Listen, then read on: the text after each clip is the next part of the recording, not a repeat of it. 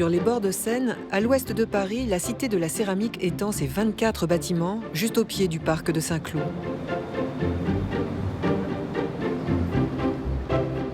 Cette véritable petite ville abrite depuis 1876 la Manufacture nationale de Sèvres et ses 27 ateliers. Ici, 120 artisans, ambassadeurs de l'excellence des métiers d'art français, réalisent entièrement à la main des objets de luxe en porcelaine, classiques ou modernes. La manufacture fournit par exemple l'ensemble de la vaisselle destinée à l'Élysée et aux différents ministères. Depuis 200 ans, la cité s'est enrichie d'un musée qui rassemble des collections de tous les temps, en provenance du monde entier.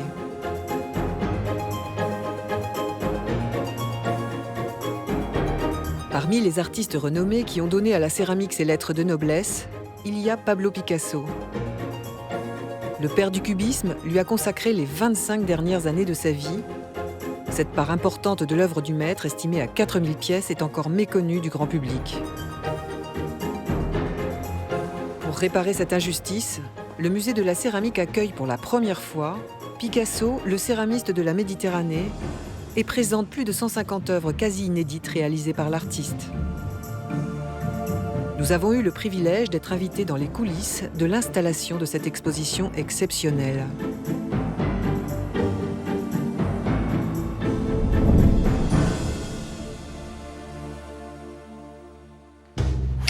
La société, spécialisée dans le transport d'objets d'art, a déjà déposé les œuvres sur place. Silvano, responsable des manutentions délicates, les déplace une à une jusqu'à la salle d'exposition.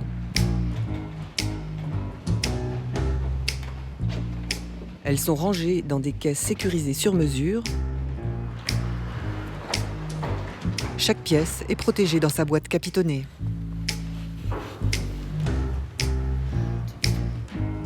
Avant l'installation définitive dans une vitrine, les œuvres sont inspectées par Florence. Il y a une fiche technique pour chaque œuvre et puis il y a un constat d'état au début, avant que l'œuvre parte, à l'arrivée dans le lieu d'exposition, à la fin de l'exposition et de nouveau quand ça revient chez le prêteur. Oui. Florence vérifie que ce vase aux danseuses, réalisé en juin 1950, n'a subi aucune dégradation lors de son dernier transfert. C'est bon, parfait. Il n'y a aucun problème. Elle arrive à Sèvres, éteint et changé. Donc ça fait toujours plaisir. À chaque exposition, Florence accompagne les collections dans le monde entier pour veiller à la bonne santé des œuvres. Tu peux un petit centimètre sur la droite, enfin sur ta gauche. Mais première vue, ça me semble pas mal. Chaque pièce bénéficie, comme celle-ci, d'une vérification et d'une mise en place tout aussi minutieuse. Alors l'installation d'une exposition de cette envergure va nécessiter 2 bonnes semaines.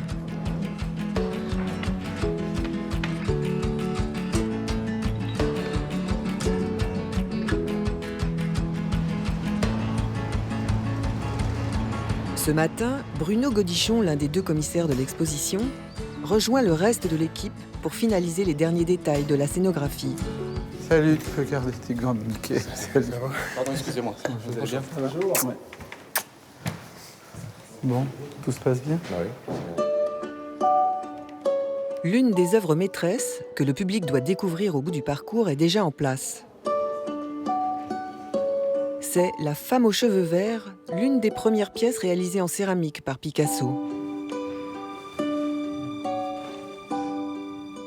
Elle est à la frontière de la question de la céramique, la question de la peinture, la question de la sculpture.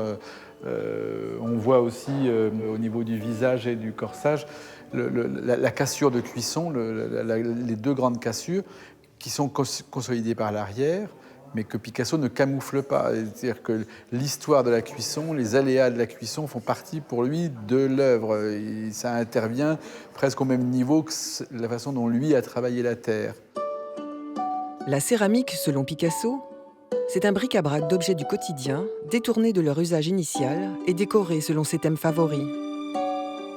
des faunes échappées de la mythologie ou des scènes de corrida inspirées de ses racines espagnoles. Une production abondante de près de 4000 pièces, pourtant méconnue du grand public. Il y a eu très peu de grandes expositions sur les céramiques de Picasso en France. Et c'est en tout cas la première fois qu'il y en a une dans un grand musée national. Il rentre dans le sein des saints du monde de la céramique. Enfin, l'œuvre en terre de Picasso rentre dans l'histoire de l'œuvre en terre de la modernité. C'est un moment symboliquement très très fort. Oui. Elle ne touche pas tellement bien. Ouais. Il reste encore beaucoup de pièces à placer avant l'inauguration, comme ces 4 hiboux réalisés dans des tomettes en terre cuite, à bord arrondi. Elles ont toutes un socle sur mesure. En fait, on peut pas mettre celle-ci ici, celle-ci ici. C'est vraiment sur mesure parce qu'il n'y a aucune brique qui a la même forme exactement. Alors, c'est en plexi, c'est ce qu'on voit le moins en fait, par rapport au clou, c'est pas mal. Mais pour l'instant, l'alignement des hiboux, trop basique, ne satisfait pas le commissaire. J'ai les deux avec le blanc vers l'intérieur et les deux noirs pour jouer la symétrie jusqu'au bout. Alors, bouge pas, on essaye tout de suite. Ouais, tu peux y aller, c'est bon. On voit. Bruno Godichon propose donc une disposition plus harmonieuse pour mettre les œuvres en valeur. Alors, regarde. Adjugé. Alors, 6 mois comme ça, Thierry. mets-les tous à 8, ou mets le niveau devant, tu les mets tous à ras le niveau. C'est toujours l'appréciation du commissaire, de l'autre, à la fin on trouve une solution. Parmi les 150 pièces exposées à Sèvres, certaines sont spectaculaires, comme ces plats tauromachiques. D'autres sont plus discrètes, des petits bijoux encore totalement inédits.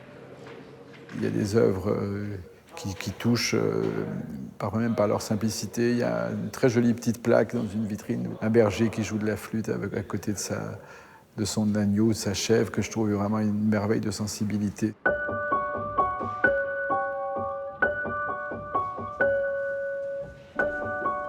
Joséphine Matamoros est l'autre commissaire de l'exposition. C'est elle qui en a choisi le thème, un décryptage de la manière dont Picasso relie toute la culture méditerranéenne. Il s'agit de Picasso, céramiste et la Méditerranée. Ce qui était un peu gonflé de dire Picasso céramiste parce qu'il n'était pas céramiste. Il l'est devenu d'une certaine manière. La céramique, après Picasso, n'est plus ce qu'elle était.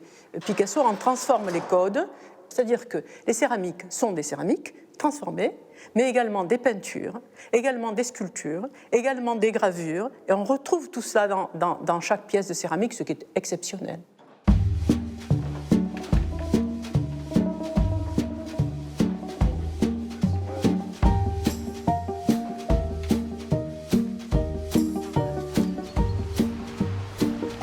Voici Claude Picasso, fils de Pablo. Une bonne partie des œuvres exposées lui appartient, et aujourd'hui, c'est lui qui gère l'héritage de son père. De passage à la manufacture de Sèvres, il ne résiste pas au plaisir de pousser la porte d'un atelier. Bonjour. Voilà. C'est comme une pâte plastique, hein, vous voyez. Mais ça, c'est la porcelaine. Tout à fait. Mais ça peut se travailler longtemps comme ça? Bah, disons qu'à un moment donné, on ne pourra plus parce qu'elle va sécher. Mais, c'est ça qui est génial. Claude admire le travail minutieux sur ce biscuit en porcelaine, une des spécialités de la manufacture. On est loin de la poterie en terre cuite, rustique, expérimentale et débridée, qu'il a eu la chance d'observer enfant dans l'atelier de son père à Valoris. C'est rigolo parce que, en fait, pour mon père, il n'y avait que les enfants et les animaux qui avaient le droit d'entrer partout. Les adultes, c'était un danger public, il fallait surtout les foutre dehors. Ce qui fait que, évidemment, nous, on pouvait voir tout ce qui se passait dans tous les niveaux de ce que faisait Picasso. L'enfance de Claude, né en 1947, correspond aux années d'après-guerre, une période heureuse pour son père. Après des années d'inquiétude et de privation, Picasso pouvait enfin quitter Paris, ville où il avait dû rester enfermé pendant toute la guerre. Elle avait été nommée clairement par Hitler comme un des artistes dégénérés à foutre en l'air. Hein, bon. Donc d'un seul coup, c'est la fin de la guerre. C'est à ce moment-là aussi qu'il a rencontré ma mère. Alors une nouvelle histoire, c'était plus rigolo. Et hop, ils sont allés dans le Midi. Et dans le Midi, là, au soleil, la Méditerranée, le machin, là. Et comme il était dans le Midi, il y avait beaucoup moins de gens qui venaient lui casser les pieds tous les matins. Parce que non, à Paris, les gens déboulaient chez lui comme si on allait voir la Tour Eiffel, quoi. Et donc, une fois parti dans le midi, il était tranquille, libre. Il pouvait faire ce qu'il voulait, du matin au soir. Et surtout, entre autres, la céramique. Picasso a côtoyé la céramique pendant toute son enfance espagnole. Mais c'est à l'âge de 65 ans qu'il vient s'installer à Vallauris pour se plonger dans une production effrénée. Tout commence, juste à la fin de l'occupation, une période stimulante au parfum de liberté retrouvée et de coup de foudre pour une jeune artiste, Françoise Gillot, dont il aura 2 enfants, Claude et Paloma.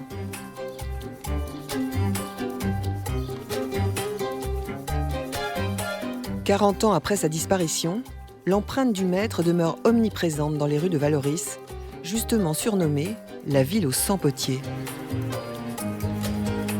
C'est sympa, c'est beau ces photos, hein. Très belle image, hein. Nous avons demandé à Dominique Sassy, une des figures de Vallauris, de nous emmener en pèlerinage. Ça va, ma foi. Et vous? Bien, très Ça va bien. Tout va bien. Bonne mine, hein? Merci. On vous voit demain soir? Oui, je passe. Ah, super. Je viens. Super. Ce témoin privilégié a travaillé pendant près de 20 ans à l'atelier Madura, la fabrique de poterie de Georges et Suzanne Ramier, où Picasso a créé toutes ses œuvres céramiques. Picasso a rencontré les Ramier un jour d'été au Nérolium, un grand bâtiment en plein centre-ville où se déroulait une foire à la poterie. Voilà le beau lieu où, pour la première fois, Picasso portait ses pas pour visiter cette grande exposition des potiers de Vallauris. Madame Ramier aimait à raconter leur première rencontre, celle qui a provoqué le déclic de céramique chez l'artiste. C'était en juillet 1946. Nous avions essayé avec quelques camarades de refaire une exposition à Vallauris, une exposition de céramique. Et Picasso est venu la visiter. A été intéressé. C'était un petit peu spécialement intéressé à notre stand et a demandé à nous connaître. Oui, c'est un hasard. Un an plus tard, en 1947, commence une longue collaboration amicale avec les Ramier, qui mettent leur atelier à la disposition du maître. Picasso s'installe alors en famille dans la villa galloise à Vallauris, où il restera jusqu'en 1955.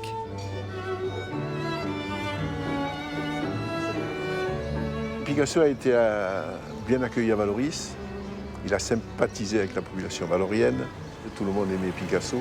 Et en reconnaissance, Picasso a offert cette sculpture de l'homme au mouton. Picasso décida lui-même de l'emplacement de la statue sur la place du marché, là où les passants pouvaient en profiter. Pour lui, l'atout de Vallauris ne tenait pas qu'à la poterie. L'autre élément fondamental à ses yeux était la proximité de la Méditerranée. Il y a une sorte de liaison amoureuse avec Vallauris parce qu'il retrouvait un peu cette ville du sud de Malaga, cette ville qu'il avait quittée et que malheureusement il n'a plus jamais retrouvée. Seul ombre au tableau, Picasso, l'Espagnol né à Malaga, a fui sa terre natale sous le régime franquiste. Il se jure de ne jamais revenir tant que Franco est au pouvoir. En réaction, il adhère même au Parti communiste en 1944. L'artiste décédera 2 ans et demi avant le dictateur et ne pourra jamais rentrer chez lui. Marqué par les horreurs de la guerre, Picasso peint en 1952 La guerre et la paix, le plus grand tableau qu'il ait jamais réalisé, installé dans la chapelle romane du château de Vallauris, aujourd'hui transformé en musée. Il faut penser que lorsque Picasso quittait l'atelier Madura, il allait travailler à ce grand tableau. Hélène Parmelin, qui était une écrivaine de l'époque, disait « Picasso n'a jamais tant peint depuis qu'il fait de la céramique ». Sur cette fresque gigantesque de 10 mètres de long, les symboles noirs de la guerre et les hommes grimaçants sont finalement stoppés net par la justice. Sur la colombe de la paix, on aperçoit en filigrane le visage de Françoise Gillot, sa compagne.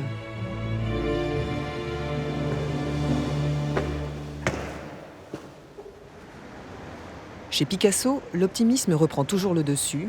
À Vallauris, il amène aussi la fête. Chaque année, il organise des corridas sur la Grand Place. Sur cette place, 3000 personnes étaient rassemblées sur des gradins. Et c'était une folie à Vallauris, une folie du monde de partout, de partout. Pour un jour, Vallauris est passé en Espagne. Et cela grâce à Picasso, citoyen de Vallauris, qui, ayant mis sur pied une corrida, est venu en compagnie de son ami Jean Cocteau présider ce spectacle inhabituel au milieu d'une marée d'amateurs d'autographes. Et dans un Vallauris déchaîné, toreros à la mode espagnole ou à la mode provençale s'attaquèrent aux bichos de Camargue dans des combats animés mais pacifiques, puisque toute mise à mort était exclue. La mise à mort du taureau était alors interdite. Picasso va respecter la règle, sauf pour la dernière corrida qui se déroule à l'occasion de ses 80 ans. Il a pris une sorte de folie, il a dit à Dominguín, allez, on fait la mise à mort. Et Dominguín a obéi. Dominguín, c'était le plus grand toréador de l'époque. Et il faut imaginer, la mise à mort à Vallauris, ça a été un événement extraordinaire. Il a reçu une amende qu'il a payée, avec le sourire sans doute. Hein, ça. Mais ça a défrayé la chronique. Mais quand on aime, on ne compte pas. Et la forte amende n'estompe en rien sa passion des arènes. Tous les toréadors étaient amis de Picasso. Hein. Si on le voit dans l'œuvre céramique, c'est là où il a marqué le plus de plats et de vases avec des dessins de corrida. Ces plats, ces vases, ont été créés derrière ces murs à l'atelier Madura, le lieu le plus emblématique du séjour de Picasso à Vallauris. Oui, on voit bien cette très jolie façade qui n'a pas bougé. Et cette façade où s'est passé tout ce rêve Picasso à l'intérieur, derrière, et où je suis resté dans cet atelier pendant plus de 20 ans. À la même époque, un autre artisan faisait partie de la fidèle équipe de Picasso. Il s'appelle Ivan Oreggia.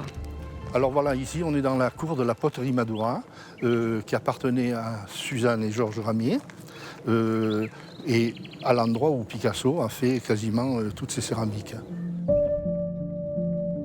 Picasso, boulimique, monopolisait toute l'activité de l'atelier.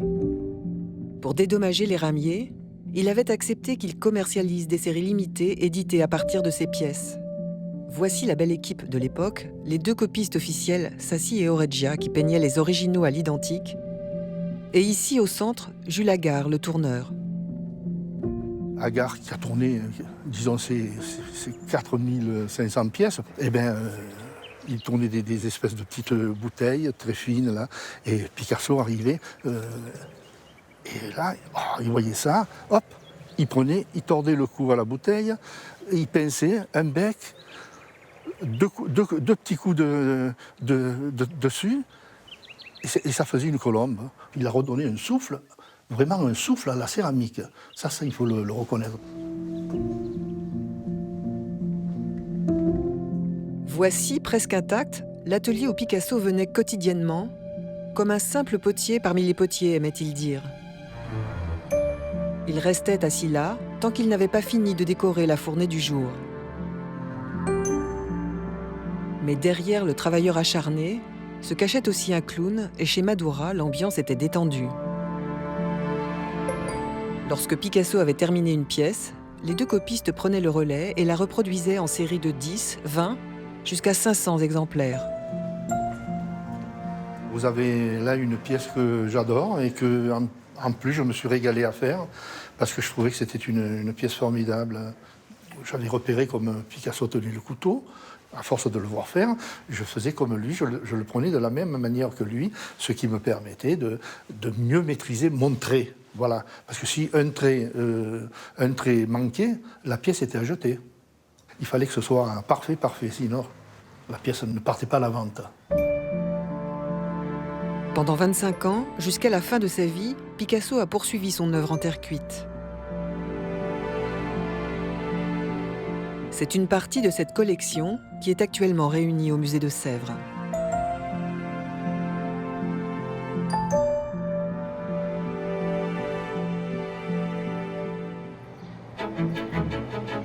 Nous sommes de retour au temple de la céramique.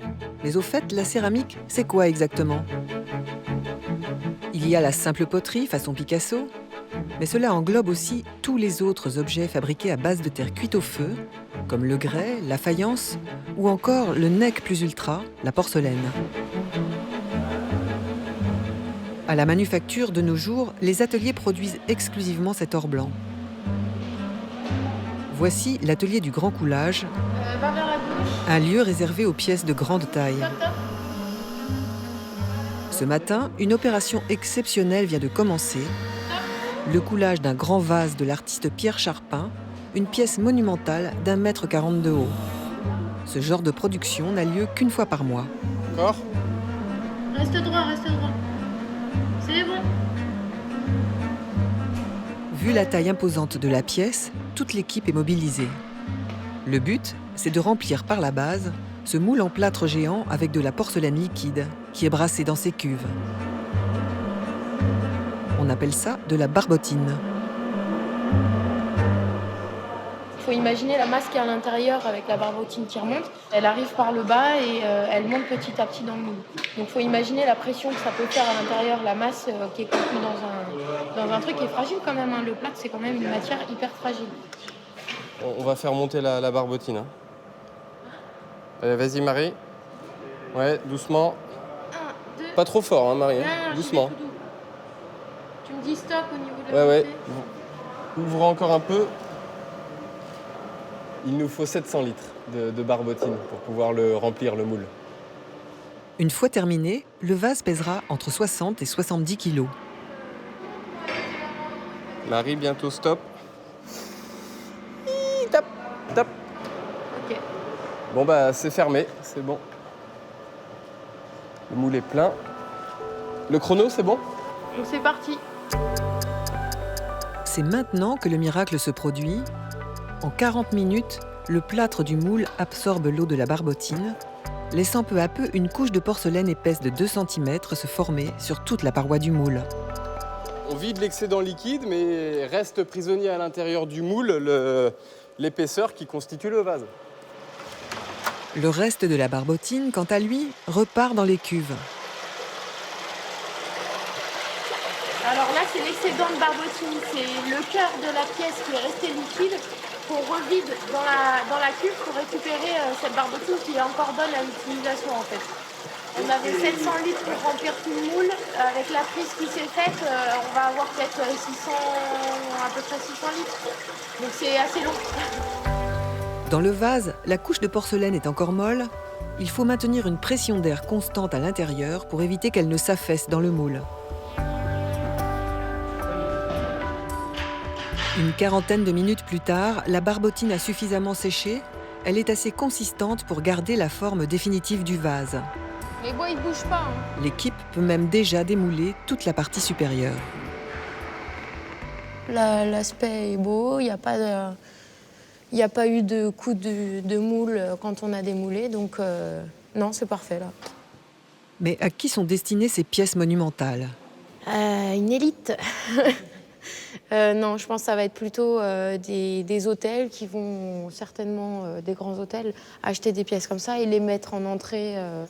Certainement pas pour y mettre des fleurs, ça m'étonnerait, mais plus pour la décoration. Le grand vase Charpin doit maintenant rester dans son moule durant 2 à 3 semaines pour sécher à cœur avant d'être cuit une première fois dans un four à 980 degrés. Cette première cuisson, qui dure environ 17 heures, s'appelle le dégourdi.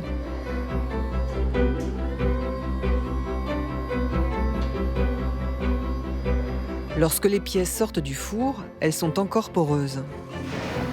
L'étape suivante, c'est l'atelier d'émaillage. En arrivant, elles reçoivent d'abord le seau de sèvres qui prouve leur authenticité. Là, on a marqué la pièce avec la marque de sèvres de fabrication, qui sera, elle, toujours sous émail depuis l'histoire de la manufacture, en fait. C'est aussi pour un souci de falsification, en fait, de la porcelaine de Sèvres.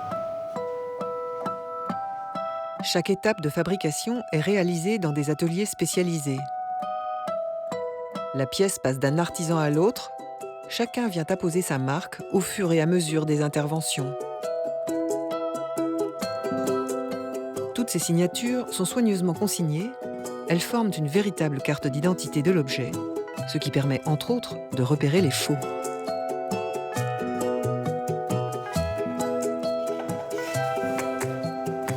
Gabriel peut maintenant plonger l'assiette dans ce bain d'émail. Ce procédé s'appelle l'émaillage par trempage. On va faire ce geste-là, donc rentrer, vider et étaler la goutte. Ça demande un peu d'expérience quand même. Ça demande un petit peu de savoir-faire, effectivement.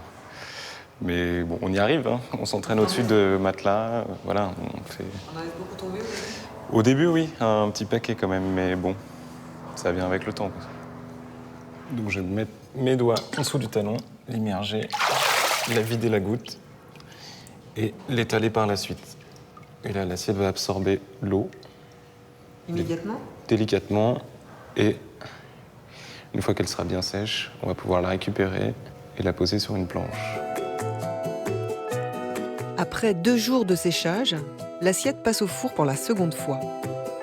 Au cours de cette cuisson beaucoup plus chaude à 1380 degrés, s'opère une transformation naturelle propre à la porcelaine. Là, on va observer le phénomène de retrait, c'est-à-dire que la porcelaine rétrécit et elle va ressortir blanche, émaillée, vitrifiée, comme sur le vase de Clermont de 60. Celui de derrière est exactement le même que celui de devant, sauf que celui-ci étant dégourdi, celui-ci est émaillé. Il a rétréci de 14% environ. C'est la même pièce, avant et après cuisson.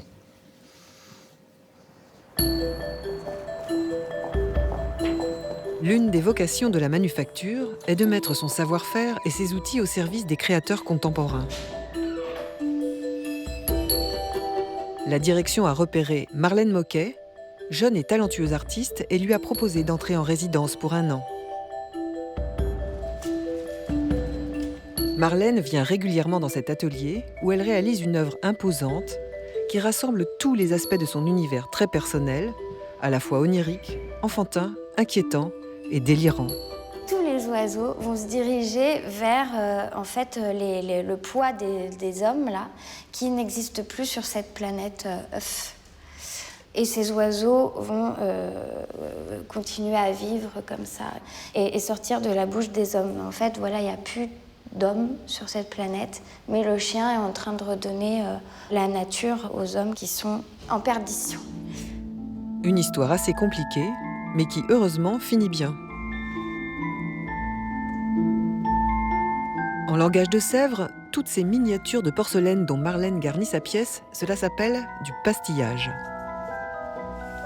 J'ai une passoire qui me permet de faire l'herbe, la verdure.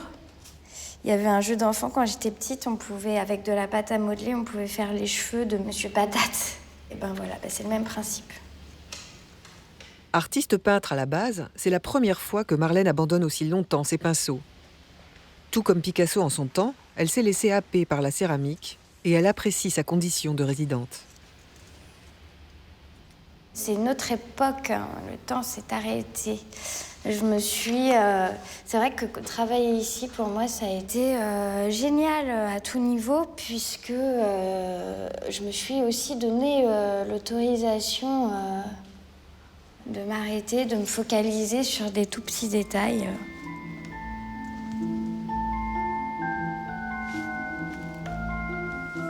Pour la manufacture, accueillir les jeunes artistes, c'est une manière de moderniser la céramique et de dépoussiérer l'institution.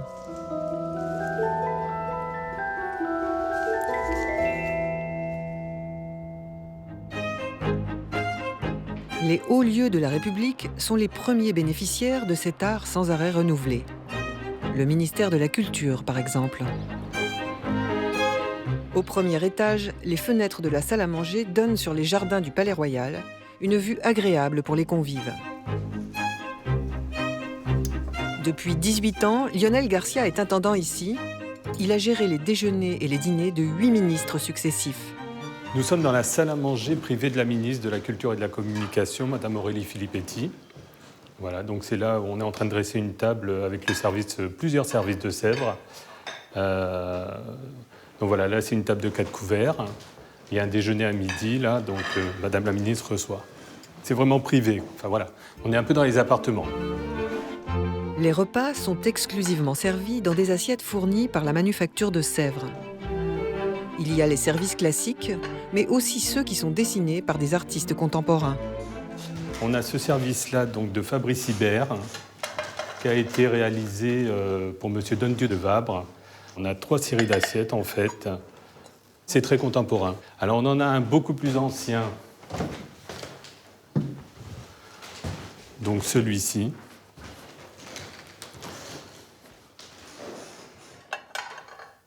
Donc voilà, ça c'est un service que Jacques Lang avait fait refaire dans les années 80, parce qu'il les avait retrouvés absolument superbes. Quand on voit et quand on connaît le travail de Sèvres où tout est fait main, c'est un travail absolument fabuleux. Aujourd'hui, les repas d'Aurélie Filippetti sont presque toujours servis dans ce service, répertorié à Sèvres sous le nom de Service Uni. Il est orné de la frise dorée numéro 126. C'est celui-ci, donc le bleu classique de Sèvres, bleu doré. Donc là, à la fois, on le met en présentation, mais on sert aussi les mets dans les assiettes. En plus, il paraît que ça passe au lave-vaisselle sans problème. La présidence ou les ministères commandent régulièrement à Sèvres des nouveaux services, et pour certains d'entre eux, ça ne coûte pas cher. Vu que Sèvres, en tous les cas, fait partie du ministère de la Culture et de la Communication, donc nous n'achetons pas. Sèvres offre gracieusement au ministère les assiettes, enfin voilà. C'est également gratuit pour le président de la République et pour le Premier ministre. Tous les autres paient leurs commandes, mais au meilleur tarif, puisqu'ils achètent à prix coûtant.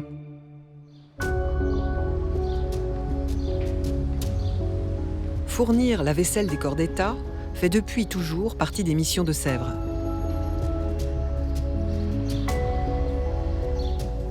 Michel Rouet, le chef de la décoration, conserve dans son bureau la plupart des modèles des services édités du XVIIIe siècle à nos jours. Alors, voilà nos petites merveilles. Voilà le assiette du Plessis, gros bouquet. Voilà une pièce réservée pour le palais de l'Élysée. Hein, si nous passons le doigt, nous verrons l'épaisseur de l'or, 24 carats, l'or de Sèvres posé entièrement à la main. Décor aux oiseaux. C'est comme des pièces qui sont éditées que pour le palais de l'Élysée. Des pièces qui ne sont pas des pièces que décoratives. Hein, c'est des pièces qui sont sorties pour des petits repas et autres invitations. Voilà. Un quart de la production de Sèvres est destiné au ministère, aux ambassades et aux cadeaux protocolaires. Le reste est vendu à des clients privés. Certains demandent des rééditions, comme cette assiette égyptienne du 19e, ou encore le bolsin de Marie-Antoinette. Alors cette pièce est une pièce très emblématique de Sèvres. Son véritable nom, c'est la jatte à tétons, posée sur son trépied, tête de bouc ou tête de chèvre. C'est un cadeau du roi à Marie-Antoinette. Pour la petite histoire, c'est une pièce qui faisait partie d'un ensemble de pièces fabriquées à Sèvres pour la laiterie de Rambouillet. La reine buvait son lait dans ce petit bol. Il a la forme du sein qui aurait été, alors d'après la légende, moulé sur le sein de Marie-Antoinette. Mais c'est une légende. Voilà. Ces ouvrages magnifiques, originaux ou rééditions, attirent beaucoup de collectionneurs. Mais lorsqu'on veut acheter de la porcelaine, il y a des astuces à connaître pour ne pas se faire avoir. La première chose, c'est de regarder si cette pièce est translucide. C'est-à-dire éviter d'acheter une faïence alors que c'est une porcelaine. On va garder le terme transparent pour le verre et nous allons garder le terme translucide pour cette pâte. On laisse passer la lumière en fait. On peut voir cette translucidité à l'aide d'une petite lampe.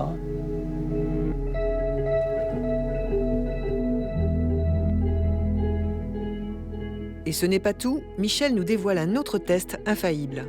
Et là, la sonorité, voilà, on parle d'un son cristallin. Pourquoi ? Parce que dans cette pâte de porcelaine, il y a un apport de silice. Et la silice, c'est du verre.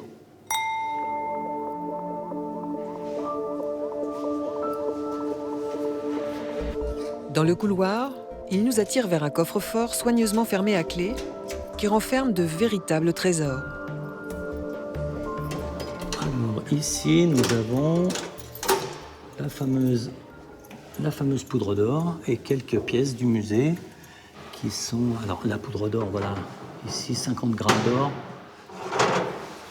50 grammes d'or à 24 carats. Voilà la poudre d'or qui sera posée sur les pièces, ensuite cuite entre 800 et 880 degrés. Voilà, je vais vous montrer une pièce importante. Et là, nous avons tous les ingrédients des métaux précieux utilisés à Sèvres, c'est-à-dire l'or, l'argent, le platine. Voilà, une pièce magnifique, l'assiette au coquillage. Où nous voyons le platine, ici, sur la frise intérieure, dans le bassin de l'assiette, et certaines couleurs, comme les roses, qui sont à base de métaux précieux, donc enfermés au coffre, et distribués dans les ateliers de décoration à la pesée, au gramme près. Voilà, notés sur un registre pour faire nos comptes d'or. Cette assiette du début 19e est parfois rééditée pour des clients. Elle est unique car elle rassemble toutes les techniques de Sèvres. Mais évidemment, cette exception a un prix.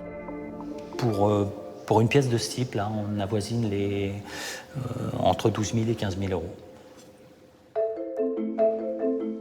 Cette somme élevée s'explique par le travail minutieux, entièrement manuel, que demande une telle pièce. Elle doit passer par les mains expertes de plusieurs artisans spécialisés. Il y a par exemple Audrey qui applique le fameux bleu de Sèvres à l'atelier de pose de fond. Ou encore Agnès qui peint les décors. Et ce sont parfois de véritables tableaux, comme celui qu'elle réalise en ce moment sur cette autre assiette 19e, d'après un original qui fait partie d'un service très prisé de Sèvres. Cette assiette-là, c'est une assiette qui provient du musée. Elle fait partie du service des arts et industries.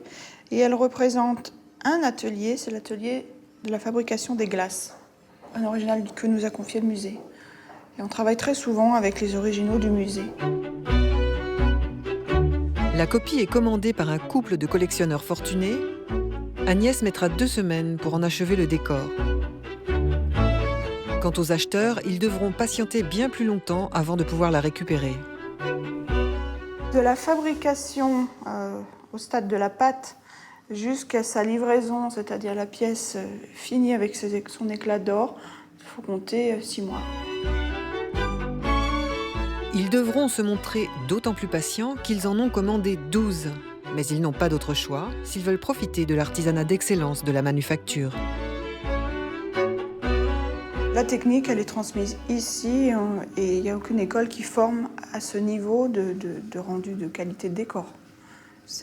On est dans le luxe, on attend des décors d'une haute qualité qui est représentative de Sèvres. On est dans le luxe, oui. Pour atteindre une telle perfection, les artisans de la manufacture sont formés dans l'école interne de Sèvres. Pendant 3 ans, en parallèle des cours, les étudiants sont confiés à un ancien dans un atelier. C'est là qu'ils apprennent vraiment leur métier. Rémi, l'élève d'Agnès, a 22 ans. Il exécute des exercices de plus en plus techniques sur ces assiettes qui ne seront jamais vendues même si leur dessin est parfait.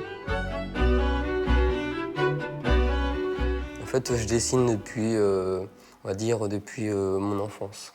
J'ai toujours été attiré par l'art parce que, en fait, j'ai mes parents mon père qui est sculpteur sur bois, et j'ai toujours été attiré par tout ce qui est dessin, sculpture, et puis naturellement la peinture qui est très proche. C'est plutôt un métier de passion, d'amour, et puis aimer aussi le travail bien fait, en fait. C'est vraiment important. Puis je pense qu'à la fin, quand on récupère sa pièce de cuisson, on est toujours, même s'il y a des petites différences, on est toujours content du résultat, en fait.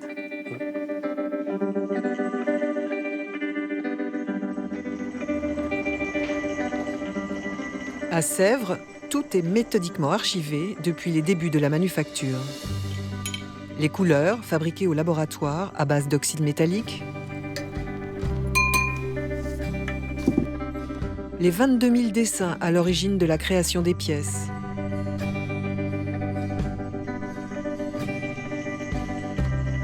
Le le stock des 90 000 moules en plâtre qu'on appelle le magot. Les moules les plus anciens ont plus de 200 ans. Waouh, enfin la caverne d'Ali Baba. Quant aux modèles de statues en plâtre, ils sont conservés dans cette réserve impressionnante, interdite au public. Nous, c'est notre petite caverne d'Ali Baba, en fait, ici. Mais là, en plus, en étant avec Marlène, on découvre des pièces que j'avais jamais vues. Donc, c'est toujours un plaisir. Ce matin, Chantal entraîne Marlène, la jeune artiste en résidence, dans une chasse au trésor à travers les allées. Plus de 3000 modèles de statues sont rangés sur ces étagères bien remplies. Marlène cherche des petits oiseaux qu'elle pourrait utiliser pour orner une de ses pièces. J'ai envie de faire revivre l'histoire d'ici. Et comme je fais beaucoup d'oiseaux dans mon travail, du coup, il y a deux univers qui vont se rencontrer. Alors, j'ai vu un petit perdreau qui me plaît beaucoup. Fidèle à son univers, Marlène a choisi un perdreau bien mal en point, terrassé par un renard.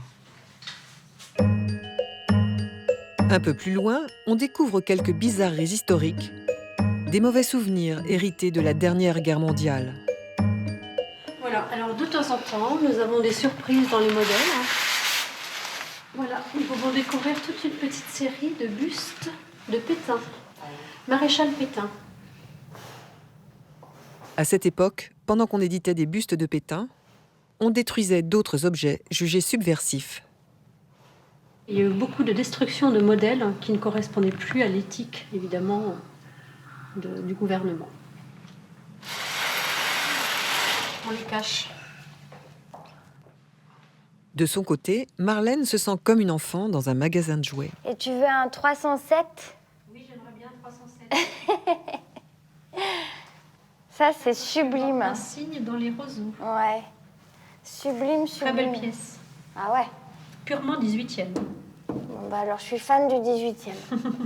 2 siècles avant ma naissance. Marlène a trouvé les petits oiseaux qu'elle était venue chercher.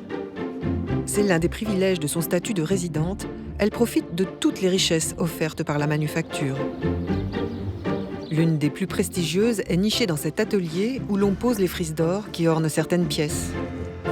Par exemple, les frises dorées numéro 126 des fameuses assiettes du ministère de la Culture.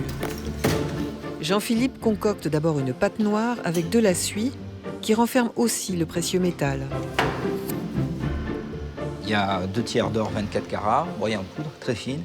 Un petit peu de verre pilé, le fondant, c'est lui qui, à la cuisson, va coller l'or sur l'émail. Et de l'huile de noix. L'huile de noix qu'on prendrait pour la salade. Sauf que nous, on la fait cuire, on la réduit pour la solidifier un peu. Tous ces composants seront brûlés à la cuisson, à l'exception de l'or, qui, lui, reste collé sur l'assiette lorsqu'elle sort du four. Donc la pâte, on va la faire pénétrer au fond de la plaque, au fond des creux. C'est physique, bien appuyé. Je vais racler l'excédent de pâte.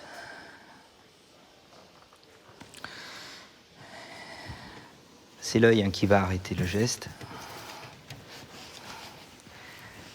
Il essuie le surplus de pâte avec des chiffons doux, des chiffons qui seront jetés juste après usage, mais pas dans n'importe quelle poubelle. Tous ces chiffons, bien sûr, ils sont quand même pleins d'or, donc on les jette dans notre poubelle à or. Bien sûr, après, ils sont brûlés et on récupère l'or.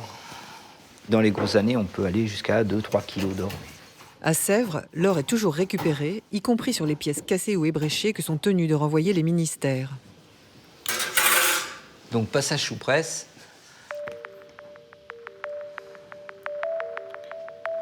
Voilà, un petit bout de buvard pour protéger le papier de soie.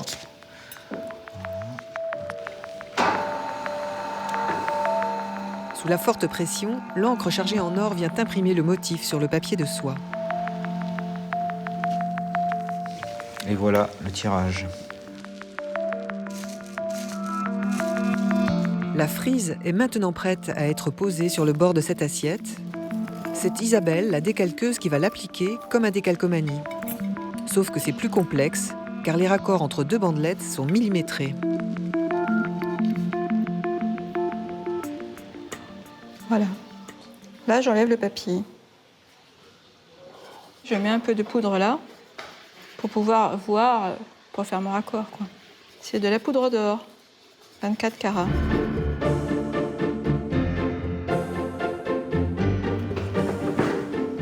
Une fois la frise posée, il faut entièrement la badigeonner de poudre d'or.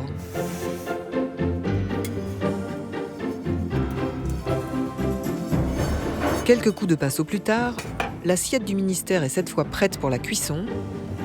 Mais attention, quand il sort du four, l'or est tout terne et mat. Pour atteindre sa finition brillante, toute pièce dorée doit passer par l'atelier de brunissage. C'est la dernière étape, mais elle est cruciale. Ici, l'atelier bruit sa longueur de journée du frottement des outils sur le métal. On gratte délicatement les ornements d'or et de platine avec des pierres semi-précieuses, de l'hématite et de l'agate. C'est un travail long et méticuleux. Pour un vase comme celui-ci, il faut compter 2 ou 3 jours. Donc on fait juste un déplacement de particules. On n'enlève aucune matière au niveau de l'or. Donc si on le regarde au microscope, il est fait de creux et de bosses. Et donc avec nos pierres, on vient juste déplacer les bosses dans les creux. Ce qui fait qu'on a une surface plane et lisse qui apparaît. La lumière peut donc enfin se refléter sur cette surface lissée et comme par magie, l'or brille soudain de 1000 feux.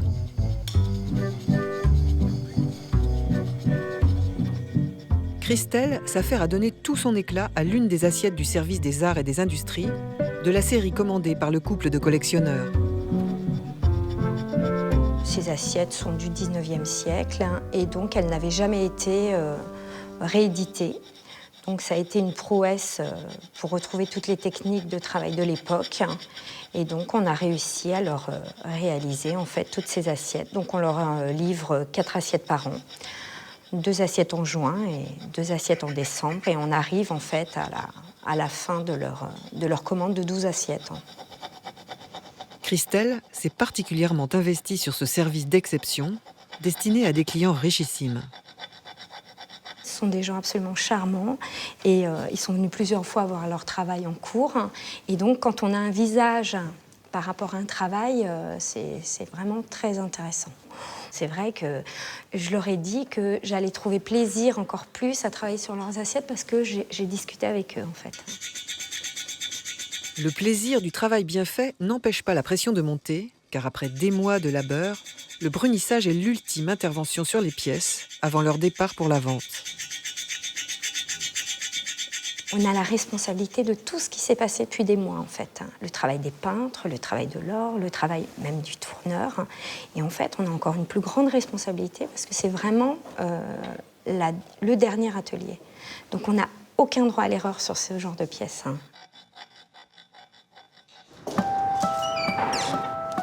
Ce soir, le musée reste exceptionnellement ouvert pour l'inauguration de l'hommage à Picasso. C'est soirée vernissage. C'est pratique. L'atelier est à 1 minute chrono. Marlène rejoint le flot des invités.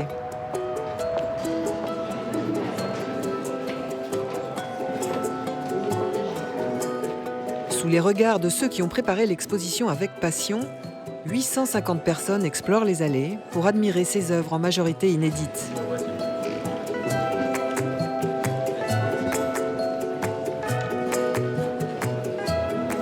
C'est vivant parce qu'on peut voir quand même recto verso grâce à la scénographie de cet espace de vitrine. Là, je trouve que c'est vraiment bien vu. Moi, j'ai bien aimé ces plats où ils nous proposent des recettes à l'intérieur de manière complètement abrupte. Voilà, c'est Picasso, quoi. On a l'impression qu'il a réinventé les formes et qu'à partir de là, sans être désagréable vis-à-vis de ceux qui lui ont succédé, ils n'ont pu faire qu'une seule chose, c'est de le copier. Quand on est arrivé, je pensais m'ennuyer un peu, être sur une énième exposition, et je suis éblouie et Je ne m'attendais pas à autant de plaisir et de découverte. Et moi, j'ai appris beaucoup de choses ce soir. Avant de sortir, les participants sont invités à faire un dernier crochet par la galerie commerciale du musée. En tout cas, c'est super, bravo. Merci. Un coup de projecteur est donné sur les céramiques réalisées par Marlène depuis qu'elle est en résidence à Sèvres. C'est un super cadeau que la manufacture m'a fait ce soir en présentant pendant l'inauguration de l'expo Picasso mes pièces ici. Donc oui, c'est une très bonne soirée. Voilà, je suis très contente. Cette pièce vient d'être achetée par un collectionneur qui connaît déjà son œuvre, mais la plupart des invités découvrent son travail. Mais c'est un univers, donc je pense qu'en effet, on rentre dedans ou on rentre pas. Après, c'est en effet... moi, je suis mal placée pour le dire, mais les gens ont l'air d'être contents et trouvent que mon travail est plein de vie et gai. Alors, tant mieux si ça peut leur provoquer ce genre d'émotion, c'est bien.